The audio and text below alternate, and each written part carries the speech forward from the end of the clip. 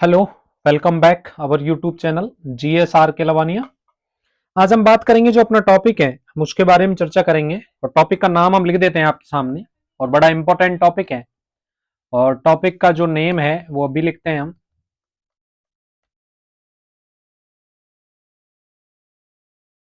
क्या नेम है टॉपिक का जरा सामने आइए। टॉपिक का नाम है कि एंट्रोपी चेंज।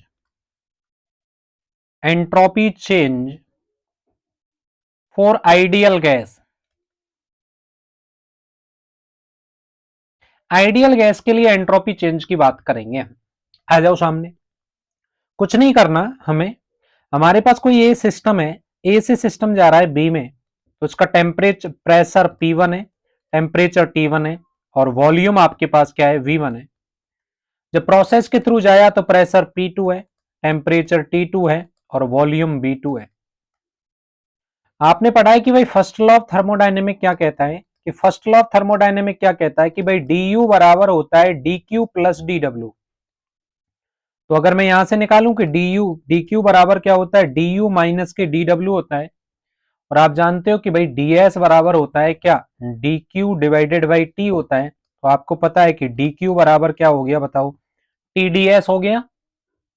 अगर ये tds हो गया तो वैल्यू पुट कर दें हम यहां से तो क्या फॉर्मूला बना ds बराबर क्या हो जाएगा du माइनस के dw।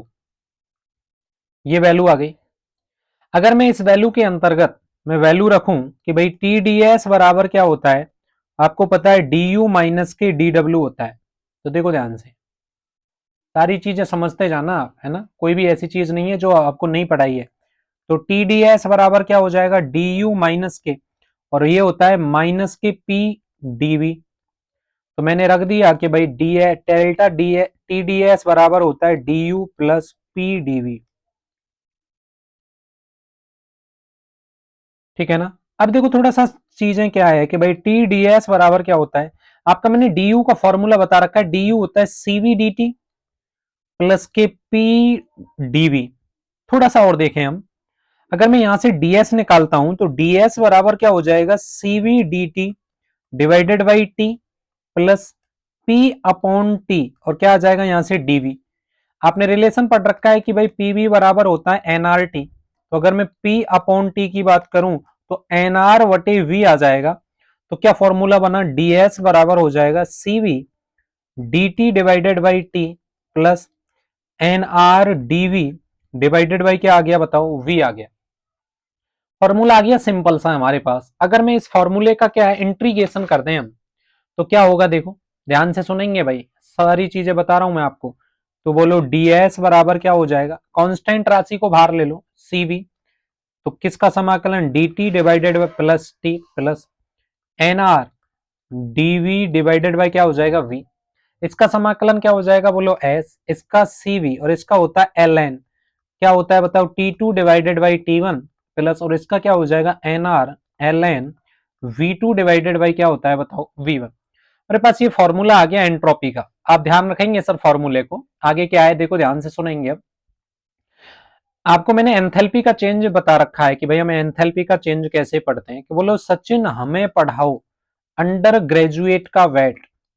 अगर मैं एच का रिलेशन निकालूं तो एच का रिलेशन क्या होता है डेल्टा एच बराबर क्या होता है T delta S plus we delta P होता है। ठीक है यही होता है ना रिलेशन। तो देखो इसको भी मैं आपको समराइज फॉर्म में कर दूं तो आपके पास क्या होगा कि भाई डेल्टा एच बराबर होगा T delta S plus we delta P होगा। मैं इसको और थोड़ा सा लिख लूं कि भाई टी डेल्टा एस बराबर क्या हो जाएगा डेल्टा एच माइनस के वी डेल्टा पी हो जाएगा। टी डेल्टा एस बराबर क्या हो जाएगा डेल्टा एच की जगह मैं लिख सकता हूं क्या सीपी डी टी माइनस के वी डेल्टा पी लिख सकता हूं। ठीक है ना। तो यहां से वही डी एस बराबर क्या हो जाएगा, अभी एच की फॉर्म में लिख रहे हैं हम इसको, तो क्या हो जाएगा CP delta T divided by T minus V upon T DP. आपने आइडियल गैस इक्वेशन पढ़ी है, पीवी बराबर क्या होता है बताओ एनआरटी होता है। तो अगर मैं रिलेशन निकालूं वी अपॉन टी का तो क्या आ जाएगा एनआर अपॉन पी आ जाएगा। तो देखो क्या रिलेशन आएगा डीएस बराबर क्या हो जाएगा बोलो CP delta T divided by T minus के एन आर बटे पी, और ये क्या हो जाएगा आपका डीवी। एनआर एक मोल के लिए तो आर एन की वैल्यू एक रख देंगे, तो डीएस बराबर क्या हो जाएगा CP D T divided by T, minus एक मोल के लिए आर अपॉन पी, और क्या हो जाएगा डीवी। तो वही इंटीग्रेशन कर देंगे हम, इसका भी समाकलन कर देंगे, और आपके पास समाकलन में सी बाहर आ जाएगा, ये आपके क्या हो जाएगा D T divided by T, R constant आ जाएगा, डी पी होगा भाई, ये डीपी होगा, वी नहीं होगा, ये पी है ना, सॉरी पी। तो बोलो डीपी डिवाइडेड बाई पी। तो आगे सुने, इसका समाकलन एस आ जाएगा, और एस का समाकलन और इसका क्या हो जाएगा C P L N T two divided by T one, minus का R L N P two divided by क्या होता है बताओ पी वन। तो अपने पास ये फॉर्मूला आ गया, फॉर्मूला आया कि नहीं है। एंट्रोपी का चेंज निकालते हैं हम इस फॉर्मूले से। अब इसी फॉर्मूले को हम लिख सकते हैं एंट्रोपी चेंज। तो डेल्टा एस, दो फॉर्मूले आ गए, तो बोलो क्या है CV, CV L N T two divided by T one plus R L N V two divided by V one, पहला फॉर्मूला।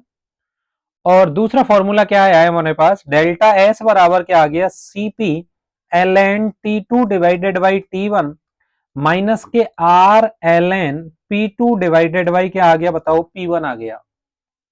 तो ध्यान से सुनो, मैं इसको और रिलेशन में अगर मैं इसको उल्टा कर दूं तो P1 बटे P2 हो जाएगा। और आपने रिलेशन पढ़ा है कि P1 V1 बराबर होता है आपके पास P2 V2, तो V2 डिवाइडेड बाई V1 बराबर क्या आ जाएगा बताओ P1 डिवाइडेड बाई क्या हो जाएगा P2। तो आगे क्या फॉर्मूला बनेगा, वही एंट्रोपी का डेल्टा एस बराबर क्या होता है CV ln T2 divided by T1 plus के R L L N plus के R L N P1 divided by क्या आएगा P2, और डेल्टा एस बराबर क्या हो गया CP ln T2 divided by T1 minus के R ln V1 divided by क्या आ जाएगा V2, क्योंकि वहां P2 डिवाइडेड बाई P1 है ना, तो V1 डिवाइडेड बाई V1 हो जाएगा। ये दो फॉर्मूले आपको वेरी इंपॉर्टेंट हैं, आप इनको लर्न कर लें। देखो ध्यान से करें, एक तो सिंपल वाला तो याद ही है आपको कि CP बराबर P, उधर CP वाला है ना, CP वाला, इसी को मैंने लिखा है ये वाले फॉर्मूले CV प्लस। अब देखो यहाँ P1 बटे P2 कैसे लिखा हमने, V2 बटे V1 की जगह P1 बटे P2 फॉर्म में लिख लिया है, ध्यान रख लेना। और ये वाला फॉर्मूला आप याद रखेंगे। तो पहला मैं अगर बात करता हूं फॉर आइसोथर्मल प्रोसेस की, तो देखो क्या फॉर्मूला है, आइसोथर्मल प्रोसेस की बात करते हैं। आइसोथर्मल प्रोसेस क्या होता है, आइसोथर्मल प्रोसेस में T बराबर होता है नियत, तो आपको पता है कि डेल्टा T बराबर होता है 0। इसका मतलब T2 बराबर किसके हो जाता है T1 के। अगर T2 बराबर T1 के हो जाएगा तो ये टर्म 0 हो जाएगी। तो क्या फॉर्मूला बना कि डेल्टा एस बराबर हो जाएगा R L N P one वटे P2। मैं इसको V1 की फॉर्म में भी लिख सकता हूं, क्या हो जाएगा बोलो आर एल एन V2 वटे क्या आ जाएगा V1। फॉर्मूले दोनों आप याद रखें किसकी फॉर्म में क्या है, आइडियल गैस के लिए ये दोनों फॉर्मूले आप याद रखें। अच्छा मैं इसको माइनस की फॉर्म में लिखूंगा तो V1 बटे क्या आ जाएगा V2 आ जाएगा। तो दो फॉर्मूले अपने पास आ गए सर आइसोथर्मल में। तो आइसोथर्मल के केस में आपके पास कितने फॉर्मूले आ गए बताओ, दो फॉर्मूले आ गए। क्या फॉर्मूले आए,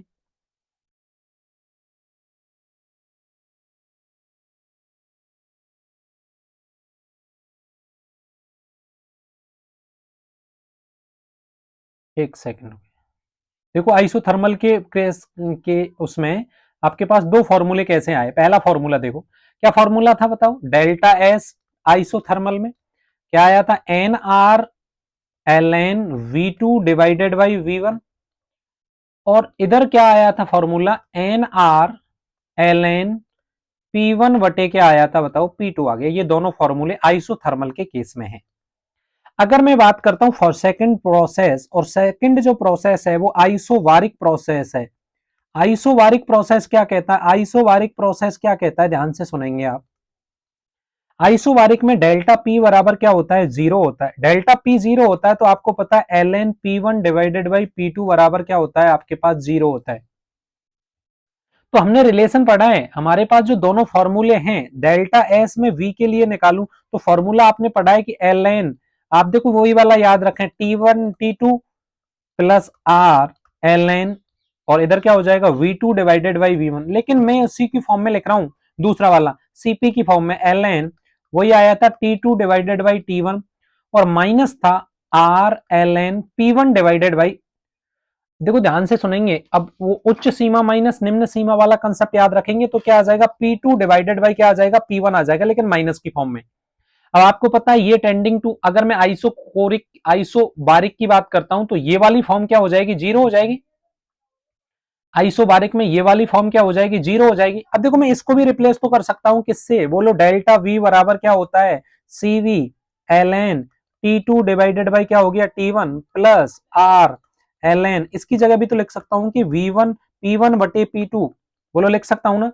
तो CP ln T2 divided by T1 minus के, और इसको भी रहने दो अभी, तो ln P2 divided by P1, तो देखो वही फॉर्मूला आएगा, चाहे वहां से लिख लो चाहे यहां से लिख लो, तो ये टेंडिंग टू क्या हो जाएगा, जीरो हो जाएगा, और ये वाला भी टेंडिंग टू क्या हो जाएगा, जीरो। तो क्या फॉर्मूला बना आइसोकोरिक में, तो CV ln T2 divided by क्या आ गया T1, और इधर क्या आ जाएगा CP ln T2 divided by क्या आ जाएगा T1। ये फॉर्मूला बहुत बहुत इंपॉर्टेंट है, आप इसको याद कर लें। अगला फॉर्मूला क्या है, अगर मैं बात करता हूं रिवर्सिबल सिस्टम की, तो आपको पता है कौन से सिस्टम की बात कर रहे हैं हम, रिवर्सिबल सिस्टम की बात कर रहे हैं। और रिवर्सिबल सिस्टम की बात अगर हम करते हैं, और रिवर्सिबल में भी कौन सा प्रोसेस है आपका, एडियाबैटिक प्रोसेस है। और एडियाबैटिक प्रोसेस में क्या होता है कि डी क्यू बराबर क्या हो जाता है, बताओ जीरो। तो आपको पता है डेल एस बराबर क्या होता है, D Q divided by T. तो आपको पता है डेल एस बराबर कितना होता है, जीरो होता है, किसमें, रिवर्सिबल में। आइसोकोरिक की बात करेंगे, आइसोकोरिक की, ये आइसोबारिक है, तो आइसोकोरिक में वही हो जाएगा डेल एस बी बराबर क्या हो गया, CP L N T two divided by क्या हो जाएगा T1। बोलो यस और नो, ये बात समझ में आई कि नहीं आई। आगे हम बहुत इंपॉर्टेंट टॉपिक बात करेंगे, और वो इंपॉर्टेंट टॉपिक क्या है, अगला टॉपिक जो है हम पढ़ने वाले हैं वो ध्यान से सुनेंगे, और बड़ा गजब का इंटरेस्टिंग टॉपिक है, इसलिए आप सुने। हम पढ़ेंगे एंट्रोपी चेंज, हमें पढ़ना है एंट्रोपी चेंज। और एंट्रोपी जो चेंज हमें पढ़ना है ना, वो किसके लिए पढ़ना है, एंट्रोपी चेंज पढ़ना है हमें किसके लिए, फेज ट्रांसफॉर्मेशन के लिए। तो कैसे हम पहचानेंगे एंट्रोपी चेंज को, जरा सामने देखो आप। पहला देखो, पहला इक्वेशन क्या है कि अपने पास अगर कोई H2O लिक्विड फेज में है और मैंने उसको H2O सॉलिड फेज में बदल दिया, टेम्परेचर 0 डिग्री है, टेम्परेचर 0 डिग्री है, प्रेशर मैंने रखा उसका 1 atm, प्रेशर मैंने रखा उसका 1 atm, यहां से केवल फेज ट्रांसफर हुई है। और जब अगर इस पे फेज ट्रांसफर हुई है ना, तो इसको बोलते हैं फेज ट्रांसफर। और ये वाला जो सिस्टम होगा वो सिस्टम कौन सा होगा, रिवर्सिबल होगा, जब दोनों चीज क्या हो, कांस्टेंट। दूसरा फॉर्मूला, H2O मेरे पास लिक्विड है, H2O मैंने बदल दिया किसमें, सॉलिड में। टेम्परेचर 10 डिग्री था, टेम्परेचर 0 डिग्री था, मैंने प्रेशर 1 atm लिया, मैंने प्रेशर 1 atm लिया।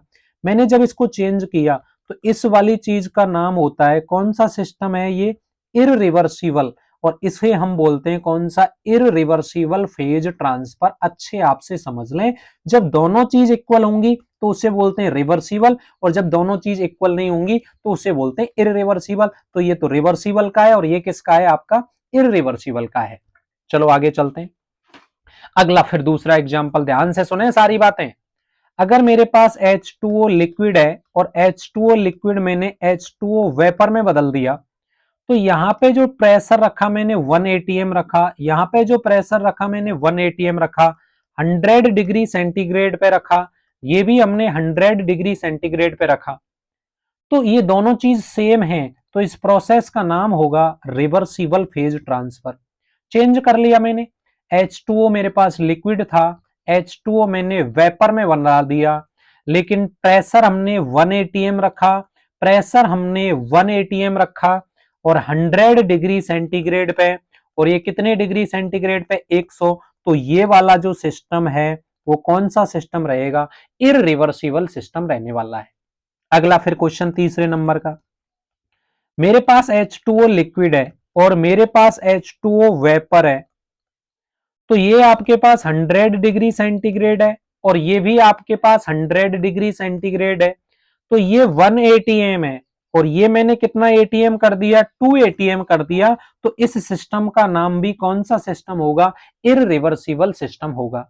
अगला फिर चौथा नंबर का, कि मेरे पास H2O लिक्विड है, H2O लिक्विड मैंने बदल दिया H2O किसमें, वेपर में।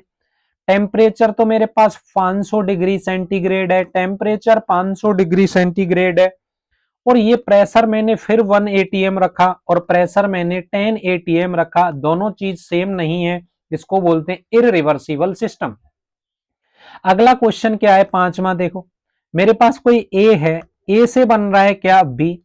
मैंने 1 एटीएम प्रेशर रखा यहाँ पे, मैंने 1 एटीएम प्रेशर रखा यहाँ पे, टेम्परेचर मैंने उसको दिया है टी, मेल्ट होने का, और यहाँ पे भी टेम्परेचर मैंने कितना दिया है, मेल्टिंग वाला दिया है। तो इसका मतलब ये इक्वल है और इक्वल है, तो इसी को बोलते हैं कौन सा सिस्टम है, ये रिवर्सिबल सिस्टम है। चलो अगला क्वेश्चन, अगला अगला नंबर का क्या क्वेश्चन है देख लेना। ए से मैंने अगर बी में दिया कि आपके पास 1 एटीएम है और यहां आपके पास 1 एटीएम है, टेम्परेचर मैंने क्या दिया, टी दिया, और टेम्परेचर मैंने क्या दिया, टी दिया, तो ये बॉइलिंग पॉइंट के बराबर दिया है, दोनों चीज इक्वल है, तो इस वाले सिस्टम को ही हम बोलते हैं कौन सा सिस्टम, बताओ, हम रिवर्सिबल सिस्टम बोलेंगे। तीसरे नंबर का अगला, कि मेरे पास कोई ए है, ए से मैंने बी बनाया, तो यहां पे क्या है आपका 1 एटीएम है, और यहां पे आपका क्या है 1 एटीएम है, टेम्परेचर दिया हमने टी दिया, टेम्परेचर दिया हमने टी दिया, तो टेम्परेचर जो हमने दिया है ना, वो किसके लिए दिया है, रिवर्सिबल के लिए दिया है, तो ये भी कौन सा प्रोसेस होगा आपका, रिवर्सिबल होगा। कुल मिला के हमने एक चीज सीखी, एक उसमें भी होता है ट्रांजिशन टेम्परेचर बोलते हैं, तो बॉइलिंग वाला हो, बेसिकली बॉइलिंग वाला हो, बेसिकली कौन सा हो, फ्रीजिंग वाला हो, और कौन सा हो आपके पास सब्लिमेशन वाला हो, और कौन सा वाला हो आपके पास ट्रांजिशन वाले हो, ये सारे ही सिस्टम कौन से कहलाते हैं आपके पास, रिवर्सिबल, रिवर्सिबल फेज ट्रांसफर कहलाते हैं ये वाले। तो मैं यहां से डेल्टा एस निकाल सकता हूं, डेल्टा एस का फॉर्मूला क्या होता है, हीट कितनी दी गई है। देखो एक एग्जांपल से समझते हैं, तो यहां से हम ड्राइव करेंगे भाई, डेल्टा एस बराबर, तो डेल्टा एट क्या है, heat transfer during the phase transfer, अवस्था परिवर्तन के दौरान ऊष्मा का परिवर्तन डिवाइडेड बाई वह टेम्परेचर, वह तापमान जिस पर ये हुआ है। देखो हिंदी में समझ लो प्योर, डेल्टा एस बराबर, जैसे मान लेते हैं कितनी दी है हीट, तो उसको बोलते हैं डेल्टा एच, और टेम्परेचर को क्या बोलते हैं टी। तो देखो आप एक सिंपल एग्जांपल, H2O आपके पास क्या था, लिक्विड था, और H2O कितना बदल गया आपके पास, वेपर बदल गया, लिक्विड से वेपर में गया, एक एटीएम है, एक एटीएम है, 100 डिग्री सेंटीग्रेड है, 100 डिग्री सेंटीग्रेड है, दोनों सेम है ना, तो दोनों सेम है, ये क्या है आपके पास लिक्विड है, और यहां पे ट्रांसफर कितना हुआ, वेपोराइजेशन, तो हीट चेंज हुआ ना, एंट्रोपी चेंज निकाल लें हम, वेपर से किसमें, लिक्विड में, तो डेल्टा एच बाद वाली देखेंगे, और कौन सी देख रहे हैं आप, वेपोराइजेशन डिवाइडेड बाई क्या आ जाएगा, टी। तो यहां से क्या फॉर्मूला आ गया वेपोराइजेशन का, S L plus delta H we divided by क्या आ गया, टी। बोलो ये फॉर्मूला समझ में आया कि नहीं आया, ये इंपॉर्टेंट फॉर्मूला है भाई, ये किताबों में नहीं मिलेगा, फिर आप ये बोले कि कहां से आया है, बोलो क्लियर है। आगे सुनो, आपने एक चीज पढ़ रखी है कि भाई डेल्टा जी बराबर क्या होता है, डेल्टा एच माइनस के टी डेल्टा एस होता है। तो अगर मैं बात करूं रिवर्सिबल सिस्टम के लिए, साम्य डेल्टा जी जीरो होता है, तो जीरो बराबर क्या हो जाता है, डेल्टा एच माइनस के टी डेल्टा एस। अगर मुझे डेल्टा एस निकालना हो तो आपके ये इधर आ गया, तो डेल्टा एच डिवाइडेड बाई क्या आ गया, टी। तो ये वाला फॉर्मूला आ गया हमारे पास, और ये वाला फॉर्मूला यहां से भी आया हमने, कि निकाला था कि S B minus S L बराबर क्या है, कि delta H vaporisation divided by temperature का, तो आपको पता है एस बी निकाल लिया हमने, S L plus delta H vaporisation divided by T. ये चीज आपकी क्लियर समझ में आई या नहीं आई, पहले आप यहां तक कमेंट कर लो। फिर हम आगे पढ़ेंगे और आगे वाला टॉपिक हम बाद में पढ़ेंगे। आज के लिए